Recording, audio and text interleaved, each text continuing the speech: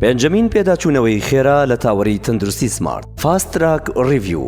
پێداچوونەوەی خێرای ئەم جارە کە لە تاوەری تەندروستی سمارت ئەنجامەدرێت تایبەتە بە تایڕۆدۆلۆجی واتە غودەزانی بە بەشداری 9 پزیشک و پسپۆڕانی ناوخۆیی و دەرەکی. یەکێک لە پزیشکانی بەشداربووی ناوخۆ بریتیە لە بەڕێز دکتۆر شکۆ حەمید. بسم الله. دیارە ئەنجامدانی توێژینەوەی زانستی بریتیە لە کڕۆکی پێشکەوتنی زانستی پزیشکی سەردەم.